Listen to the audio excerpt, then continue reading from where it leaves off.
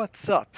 I'm Loanid, and I'm bringing you a replay of the SU-100, my game which I was able to 3-mark my SU-100 in. And in this video you will see how teamwork works in your favor if you do it right, and you will also see using cover effectively. And nevertheless, in the end you will also realize that it is sometimes better to defend than to push the enemy cap for capturing victory. And as you can see, I'm playing with my friend Zipper Down. He's in my clan, a great clanmate, and we're trying to make this work. Both of us know that this could be the battle in which I 3-mark my tank, so he is effectively trying to support me. And quick info about the SU-100, which is my favorite tier 6 tank destroyer. It's 122mm D2 58 gun is amazing, having 390 alpha damage with 175mm, and I must say 175mm is freaking good. It's good enough to penetrate almost every single tier 6 tank. But greatness comes with its failure, right? And failure in this gun is the fact that it has a 2.9 second aim time with about 0.43 dispersion. It's dreadful. You gotta sometimes pray for an actual hit, but if it hits, man, it's glorious. It feels great, especially if you have like 390 alpha damage. You're gonna be celebrating every single shot. One other great thing about this tank is the fact that it has 50 kilometers per hour top speed, which is really good. Like, you are able to relocate easily, and its 44 degrees per second traverse speed makes this really a predator to fear. I can tell you that right away. But here I am setting up with my friend on the hill. We realize that none of the friendly tanks have actually pushed the northern flank, and so we're not going to be the ones that push up there all alone and get destroyed. So we're sitting back and effectively trying to support our teammates, which are camping right now base and trying to spot these few enemies, the T-71 and the MT-25. And funnily enough, at this situation, my friend Zipper says, "This is the time when the enemy will appear to our north," and it is exactly that time. Suddenly Scorpion G and the E2 and the E25 all get spotted and try to push us. So man, thanks to my teammate, I was able to pull back just in time. As you can see, the Scorpion G actually already tried to shoot me, but hit the dirt. And artillery did the same. But now you will see how to effectively take cover. And I'm gonna go over a brief review over it, like, so you are able to understand how to get shots out to the enemies and not get spotted while doing so. Okay, as you can see, these bushes here turn transparent at a certain distance. So I think within 15 meters they turn transparent. At this point you're able to see through the bushes and effectively spot enemies. But if you fire, Wargaming's mechanics nullify the covering effect of this bush within 15 meters. But if you push back far enough so that the bush turns solid again, which you will see me do in a few minutes or seconds actually, every shot you fire will not be detected by enemies. So you can effectively spot the enemy targets, pull back and take shots, and the enemy will see nothing else than their damage going down. And that is great. So that is what I'm doing right now here. And I want to also talk about why I think that the Hellcat is so overrated. The Hellcat is the most famous tier 6 tank destroyer you will find out there. But I have the feeling as if it has been nerfed to heck. It has been nerfed to heck quite a long time ago, but people still hype that tank, and I don't understand why. The only good feature it has, and that was such an embarrassing bounce. I get spotted by the AL-44, so not by the E2. You gotta notice that because there's a difference.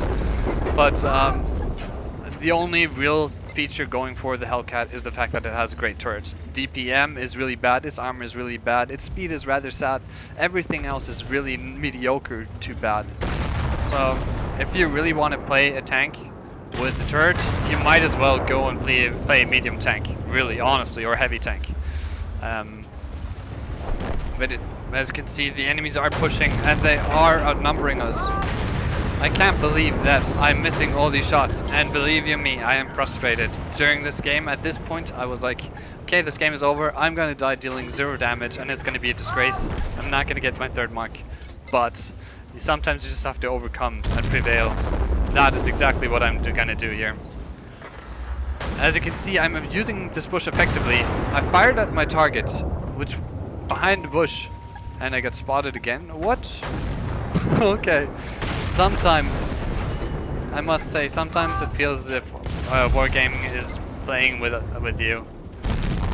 It gives out how the mechanics of how actually you're able to effectively disguise yourself behind the cover, and then it doesn't work sometimes. Like this situation, I should have been unspotted.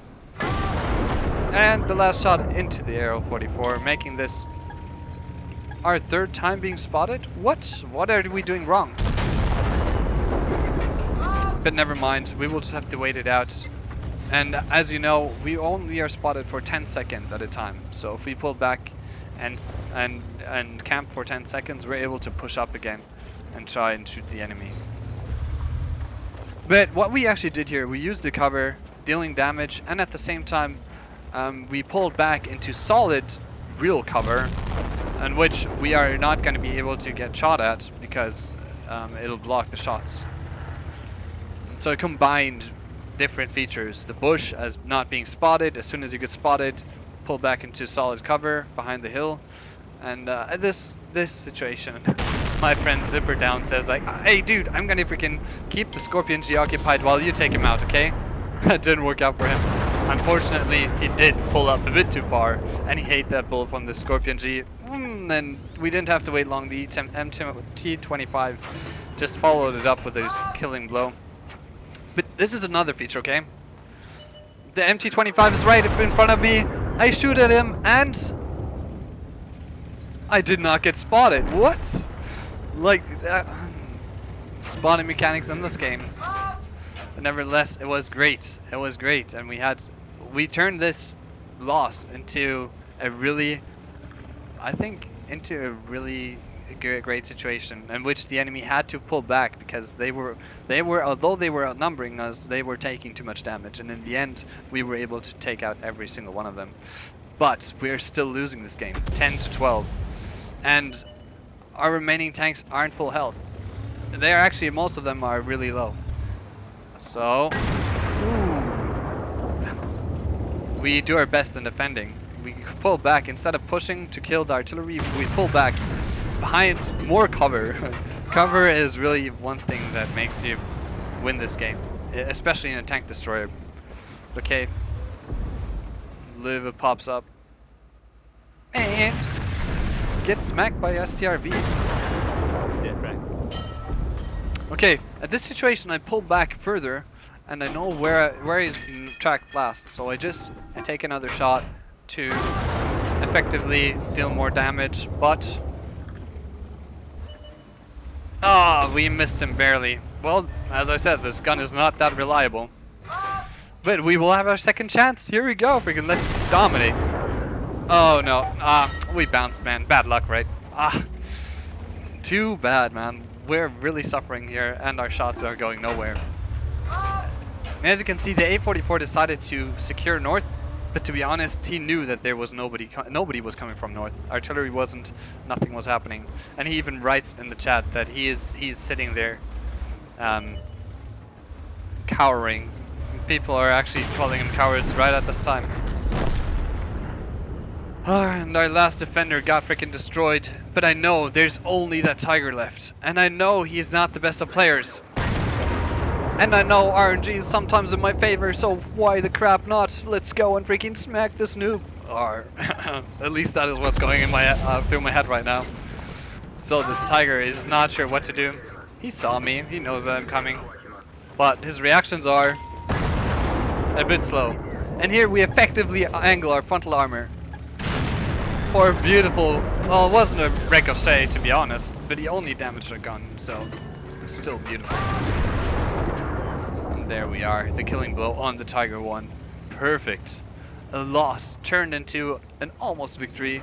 It's only 2 versus 2 and the enemies are artillery. And I can tell you, artillery has nothing against us. Sorry. But yeah, these shots are missed again. Like, artillery has missed us way too often. We duked them. I would say we duked them, okay?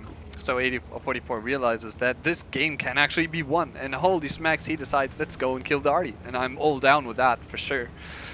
We are already at 2,526 damage. And then win rate of about 7,000, which is great, honestly. But yeah, where would you think artillery to stay? Honestly, I'd expect them to camp, and that is exactly what I thought in this game as well. But you'll find out otherwise. Never mind. I'm not too sure what to talk about at this point. 3 marking this tank is really hard, and I can give you some tips. SU-100, do not just camp. We were effectively most of the time at the frontally engaging enemies. We weren't sniping really. We were just using cover effectively, and we were pressuring the enemy, and we were doing our best to dominate. And that is what you want to do. If you want to get a mark in this tank, too unlucky.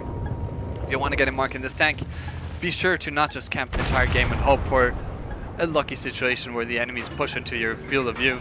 No, be the dominator. Oh man, that sounds so gay. Sorry about that. No. Be freaking the one to dominate the enemy team. Go and push. Go and push and be aggressive. Even if sometimes